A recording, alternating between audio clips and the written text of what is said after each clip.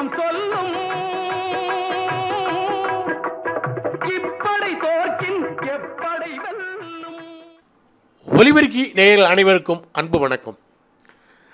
இந்த நிகழ்ச்சியை நம்ம தண்டுபாளையம் அப்படிங்கிற ஒரு படத்தையும் அந்த படத்தில் நடிச்சிருக்கிற வனிதா அக்காவையும் பற்றி ஒரு சின்ன குறிப்பு ஒன்று பார்க்கலாம்.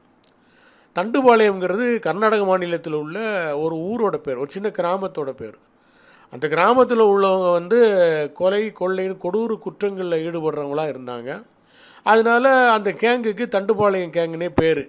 ஆனால் என்னன்னா, இது பக்காவாக புத்திசாலித்தனமாக ஈடுபடுற ஒரு கேங்கு. எதுலேயுமே மாட்டிக்க மாட்டாங்க. இது வரைக்கும் அந்த கேங்கில் உள்ளவங்க பெருசாலாம் தண்டனையெல்லாம் அனுபவிச்சதில்லை.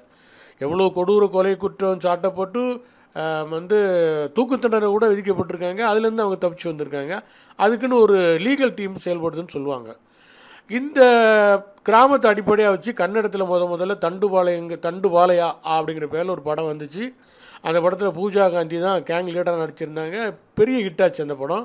அந்த படத்தை தமிழில் ராமநாராயணா வாங்கி டப் பண்ணி ரிலீஸ் பண்ணார். இங்கேயும் ஹிட்டாச்சு. அப்புறம் தெலுங்கில் ரீமேக் பண்ணாங்க, அங்கேயும் ஹிட்டாச்சு. அப்புறம் கன்னடத்துலேயே 2 தடவை அதோட பாகங்கள் 2ஆம் பாகம் 3ஆம் பாகம்னு எடுத்தாங்க, அதுவும் ஹிட்டாச்சு. இப்போ அந்த படத்தோட அந்த டைகர் வெங்கட்டுங்கிறவர் அந்த படத்தை நேரடியாக தமிழில் கொண்டு வந்திருக்கிறாரு. இந்த படத்தில் வந்து பூஜா காந்தி நடித்த கேரக்டரில் சோனியா அகர்வால் நடிச்சிருக்காங்க, வனிதா விஜயகுமார் நடிச்சிருக்காங்க. அவங்களும் ஒரு கேங் லீடராக நடிச்சிருக்காங்க, கொடூர கொலைகாரிகளாக நடிச்சிருக்காங்க. இந்த படத்தோட ஆடியோ ஃபங்க்ஷன் நடந்தது. இதில் சோனியா அகர்வால் வந்தாங்க, 2 வார்த்தை நன்றி சொல்லிவிட்டு எனக்கு ஃப்ளைட்டுக்கு நேரம் ஆச்சுன்னு கிளம்பி போயிட்டாங்க. வனிதா அக்கா பேசும்போது நல்ல வழக்கம் போல் காமெடியாக சில விஷயங்கள் சொன்னாங்க. என்ன சொன்னாங்கன்னா, எனக்கு வந்து நான் வந்து இப்போது ரீஎன்ட்ரியில், அதாவது பிக் பாஸுக்கு அப்புறம் 25 படத்தில் நடிச்சிட்டேன். ஆனால் எனக்கு எல்லாருமே வந்து பார்த்திங்கன்னா தாதா, வக்கீல், போலீஸு இந்த மாதிரி வேடங்கள்லாம் தர்றாங்க, நேட்டிவிட்டியே தர மாட்டேங்கிறாங்க. அப்படின்னா என்னென்னா, கிராமத்து பொண்ணு வேடம் வேணுமா, அதாவது பாவடை தாவணி போட்டுட்டு திரியணும்னு சொல்கிறாங்க. அப்புறம் இன்னொன்று சொல்கிறாங்க, எல்லாம் மலையாள நடிகைகளுக்கே வாய்ப்பு கொடுக்குறாங்க, வெளி மாநில நடிகைகள் தான் அதிகமாக நடிக்கிறாங்கன்னு சொல்கிறாங்க. பக்கத்தில் சோனியா அகர்வால் உட்காந்துருக்காங்க. அப்புறம் சொல்கிறாங்க, அவங்க வந்து நார்த் இந்தியனாக இருந்தாலும் அவங்க நம்ம தமிழ்நாட்டு பொண்ணு தான் அப்படிங்கிற மாதிரி சொல்கிறாங்க. அப்புறம் எல்லோரும் மேடையில் அவங்கள திருமதினு சொல்ல கடுப்பாகி, நான் திருமதி இல்லை இப்போ செல்வி அப்படின்னாங்க. அவங்க எப்போ செல்வியாக இருக்கிறாங்க எப்போ திருமதியாக இருக்கிறாங்கன்னு அவங்களுக்கு தான் தெரியும். இப்படி பல காமெடிகளை அந்த மேடையில் வந்து அவங்க அரங்கேற்றினாங்க. அதை நீங்கள் கொஞ்சம் பார்த்து சிரிச்சுக்கங்க. She is totally a Tamil girl. So நம்ம இங்கேயே உட்காந்து தமிழ்நாடை நம்பி, தமிழ் இண்டஸ்ட்ரியை நம்பி இருக்கக்கூடிய நடிகைகளுக்கு பெரிய வாய்ப்புகள் வர்றதில்லை. It's very unfortunate.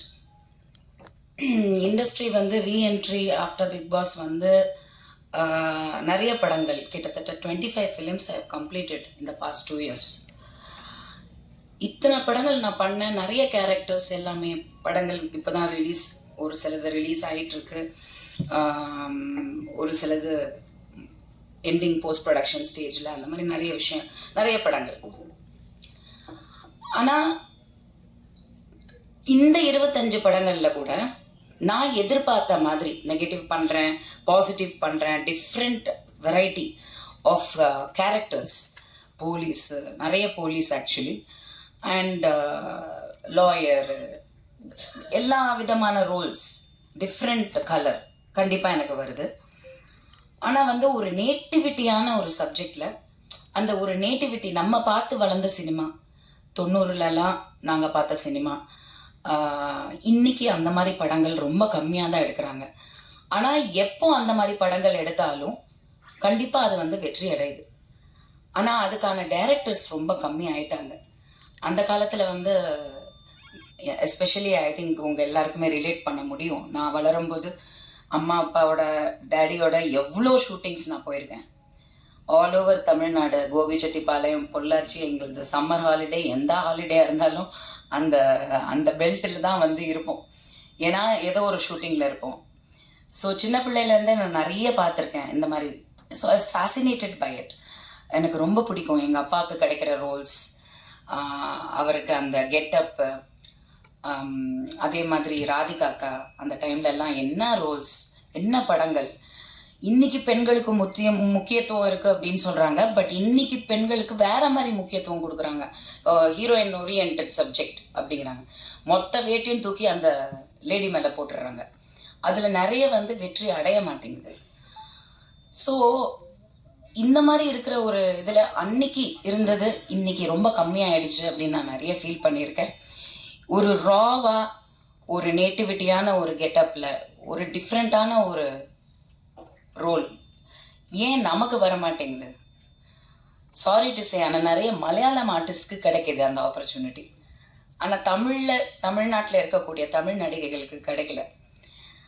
ஸோ எனக்கு அது உள்ளுக்குள்ளே உறுத்திட்டு தான் இருந்தது. இப்போ இந்த படம் வந்தப்போ வெங்கட் சார் வந்து காண்டாக்ட் பண்ணாங்க.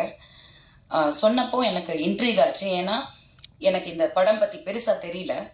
பட் அவர் தண்டுபாளையம்னு நான் ஏதோ ஊர் பேர், ஸோ ஏதோ நேட்டிவிட்டின்னு சொல்லி நம்பிட்டேன். நான் அப்படி மிஸ்லீட் ஆனேன் ஆக்சுவலி. இவ்வளோ நொட்டோரியஸான படத்தில் அதில் ஒரு கேங் லீடராக என்ன போட்டு அது வந்து ஒரு விழிப்புணர்வு கொடுக்கறது ஓகே, ஆனால் பண்ணுறது நான் இது கேஜிஎஃப் படத்தில் சொல்கிற மாதிரி violence violence violence, I don't like violence but violence loves மீன்ற மாதிரி கரெக்டாக வந்து எனக்குன்னு அட்ராக்ட் ஆகுது சில விஷயங்கள் கான்ட்ரவர்சியில். பட் அந்த கான்ட்ரவர்சியுமே ஒரு பாசிட்டிவிட்டியில் இன்னைக்கு பப்ளிசிட்டி ரொம்ப ரொம்ப ரொம்ப ரொம்ப முக்கியம்.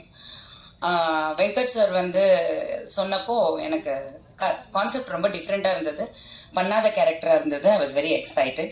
ஏன்னா வித்தவுட் மேக்கப், கொஞ்சம் டல் மேக்கப், கொஞ்சம் டார்க்காகவே போட்டு கொஞ்சம் அந்த மாதிரி கெட்டப், அந்த ப்ரீவியஸ் படங்களோட ரெஃபரன்ஸை நானே எடுத்து பார்த்தேன். அவங்க பண்ணியிருந்தது ரொம்ப ராவாக ரொம்ப நல்லா இருந்தது. So I was very excited. And சோனியாவோட காம்பினேஷன் சொன்னாங்க. நான் வந்து Sonia, to be very honest, I appreciate her a lot. ஏன்னா நான் ஒரு 2-3 சப்ஜெக்ட் இந்த மாதிரி காம்பினேஷன் ஆர்டிஸ்ட் வந்து ஈவன் இன் தெலுங்கு பேர் சொல்ல விரும்பல, ஆனால் என்னோட காம்பினேஷன் அந்த ஆர்டிஸ்ட்டுக்கு ஈக்குவல் அப்படின்னும் போது அவங்க பண்ணல. ஏன் அப்படின்னா விமனுக்கு வந்து ஜென்ரலாகவே ஒரு காம்ப்ளெக்ஸ் இருக்குது. பொம்பளைங்க நம்மளே ஒத்துப்போம், கண்டிப்பாக ஒரு காம்ப்ளெக்ஸ் இருக்குது, ஒரு போட்டி பொறாமை இருக்குது. யார் பெட்டராக பண்ணுவோம் அப்படிங்கிற போட்டி பொறாமை வந்து என்றைக்குமே வந்து ரொம்ப ஹெல்த்தியாக இருக்கும். ஒரு நல்ல படம் அமையும். நீங்கள் பார்த்த அந்த ட்ரெய்லர் அதுதான், நீங்கள் பார்க்குற இந்த போஸ்டர் இதுதான். நிறைய பேர் எனக்கு ஒரு சில பெரிய டைரக்டர்ஸ் வந்து இந்த ரீசெண்ட் அவங்க ஃபர்ஸ்ட் போஸ்டர் அடித்தாங்க, அப்புறம் இப்போது ஐ திங்க் போஸ்டர் திரும்பி அடிச்சிருக்கீங்க, நான் பார்க்கல. அதுதான், நான் என் ஊர்லேருந்து நான் ஆக்சுவலி இன்னைக்கு தான் வந்தேன். ஸோ அப்போது இந்த போஸ்டர் பார்த்து எனக்கு ஒரு 4-5 மிகப்பெரிய டைரக்டர் இன்னைக்கு கரண்ட்டில் இருக்கிறவங்க, நாட் பழைய டைரக்டர், இன்னைக்கு இருக்கிறவங்க எனக்கு கால் பண்ணி அவ்வளோ அப்ரிஷியேட் பண்ணாங்க. இன்ஃபேக்ட் ஒரு டைரக்டர் வந்து நான் அப்படியே உட்காந்து பார்த்துட்ருக்கேன் டி நகரில், அந்த போஸ்டரை எவ்வளோ எமோஷன் இருக்குது, எவ்வளோ ஒரு காம்பினேஷன் இருக்குது, 2 பேருக்கு இடையில ஒரு கெமிஸ்ட்ரி அண்ட் அந்த பிளட்டு, அந்த தோரணை, அந்த ஒரு ஆக்ஷன், அந்த ஆக்ஷன் ஸ்டில் எடுத்தது ஃபோட்டோகிராஃபருக்கும் நன்றி. They has taken a brilliant photographs. So அவங்க வந்து அதை சேலஞ்சாக எடுத்து நான் வனிதாவோட பண்ணுறேன், லெட் அஸ் டூ இட் டுகெதர்னு சொல்லி நாங்கள் ஸ்பாட்டில் வி நோ ஈச் அதர். ரொம்ப வருஷமாகவே எனக்கு சோனியாவை தெரியும். பட் ரொம்ப சாஃப்டான கேரக்டர். சொன்ன மாதிரி ஒரு பூவை வந்து புயலாக காமிச்சிருக்காங்க. என்னையாவது கொஞ்சம் எக்ஸ்பெக்ட் பண்ணலாம், இது மாதிரி வரலன்னு தான் நான் ஃபீல் பண்ணிட்டு இருப்பேன், நிறைய பேர் ஃபீல் பண்ணியிருப்பீங்க. But Sonia is not. நானே சோனியாவா அப்படின்னு நினச்சேன், மிரண்டு போயிட்டேன் ஷூட்டிங் ஸ்பாட்டில். ஆஹா, எனக்கு கூட அவ்வளோ தைரியம் இல்லை. அந்த கத்தியை வச்சுட்டு கழுத்தை அறுக்கிறதெல்லாம் நான் பயப்படுறேன், ஏதாவது ஆயிடுமோ, அந்த அம்மி கொடுங்கப்பா பார்த்து பண்ணலாம் அப்படின்ட்டு. பட் அவங்க பயங்கர தில்லா கான்ஃபிடெண்ட்டாக பண்ணாங்க. And that gave me also, அவங்க சொன்ன மாதிரி ஒரு கம்ஃபர்ட் ஜோன் தான் 2 ஆக்டர்ஸ்குள்ளே. ஈக்குவலாக நமக்கு இம்பார்ட்டன்ஸ் கொடுக்குறாங்க. ஸோ நம்ம ஒருத்தரை மிஞ்சி ஒருத்தரை பண்ணணும், அதே மாதிரி ஒருத்தர் சப்போர்ட் பண்ணணும். அவங்களுக்கு ஏதாவது ஒரு இதுனா அவங்க என்ன ஒரு டவுட் கேட்டாங்கன்னா நான் உடனே அவங்களுக்கு ஷி ட்ரஸ்ட் மீ. அதே மாதிரி நான் இஸ் திஸ் ஓகே அப்படின்னா ஷீ வில் டெல் மீ. அந்த ஒரு ஃப்ரெண்ட்ஷிப் வந்து இந்த படத்தில் வந்து நாங்கள் எதிர்பார்க்கவே இல்லை. ரொம்ப வருஷமாக தெரியும் ஃப்ரெண்ட்ஸ், பட் இந்த படத்தில் இப்படி ஒரு கேரக்டரில் 2 பேரோட காம்பினேஷன் அமையும்னு நினைக்கல. நான் சொன்ன ஒரு சில டைரக்டர்ஸ் வந்து எனக்கு சொன்ன வார்த்தை எனக்கு ரொம்ப பிடிச்சிது.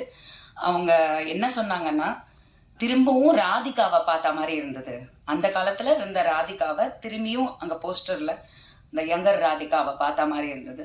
அது ரொம்ப ரொம்ப பெருமைப்படுறேன், because I am a big fan. And I think one of the most brilliant actors in Tamil cinema. And இந்த காம்பினேஷன் வந்து விஜயகுமாரும் சரத்குமாரும் கொடுத்த வெற்றி படங்களோட வரிசையில் இந்த படம் ஒரு 2 ஹீரோயின்ஸ் அப்படி நின்ன மாதிரி இருந்தது அப்படின்னாங்க. எனக்கு அது ரொம்ப ரொம்ப அகெயின் பெருமையாக இருந்தது. பிகாஸ் எங்கள் அப்பாவோட அந்த வரலாறை வந்து if I'm able to continue, அதுவே ஒரு பெரிய விஷயம் நான் நினைக்கிறேன். ஸோ இந்த வாய்ப்பை கொடுத்த வெங்கட் சருக்கு ரொம்ப ரொம்ப நன்றி. நீங்கள் கொடுக்கும்போதே எனக்கு அதோட பெரிய வேல்யூவாக தெரியல, எனக்கு தெரியல. டிஃப்ரெண்ட்டாக ஒரு ரோல் கொடுத்துருக்காங்க. கெட்டப்பு ஒரு ஆர்டிஸ்டாக என்ன நினைப்போம், பர்ஃபார்மன்ஸ் இருக்கும் பண்ணலாம் அப்படின்னு பண்ணும்போது தான் தெரிஞ்சுது, மை காட் இவ்வளோ சைக்கோயிசம், இவ்வளோ விஷயங்கள் இருக்கா இந்த உலகத்தில்.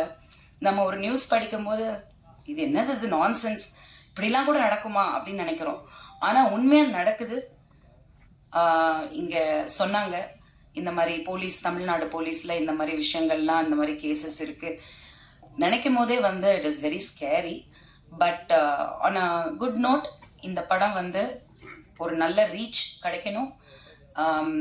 ஏன் அப்படின்னா definitely people should know how to be careful, பாதுகாத்துக்கணும். அவங்க வந்து கேர்லெஸ்ஸாக இருக்கக்கூடாது, எல்லாமே கொஞ்சம் உஷாராக இருக்கணும். லைஃபுங்கிறதே அவ்வளோதான். ஸோ அந்த உஷார் இருந்துச்சுனாலே வி கேன் எஸ்கேப். என்ன நேயர்களே, வனிதாக்காவோட பேச்சை கேட்டிங்களா? எல்லாம் ஒரு டைம் பாஸுன்னு நினச்சிங்க. முன்னாடி கவர்ச்சியாக இருந்தவங்க இப்போ காமெடிக்கு வந்திருக்கிறாங்க. இன்னும் என்னென்னலாம் மாற போகிறாங்கன்னு தெரியல, அடுத்த கல்யாணம் எப்போ பண்ண போகிறாங்கன்னு தெரியல. நன்றி நேயர்களே. இந்த நிகழ்ச்சி உங்களுக்கு பிடிச்சிருந்தா லைக் பண்ணுங்கள், ஷேர் பண்ணுங்கள், சப்ஸ்கிரைப் பண்ணுங்கள். நன்றி, வணக்கம்.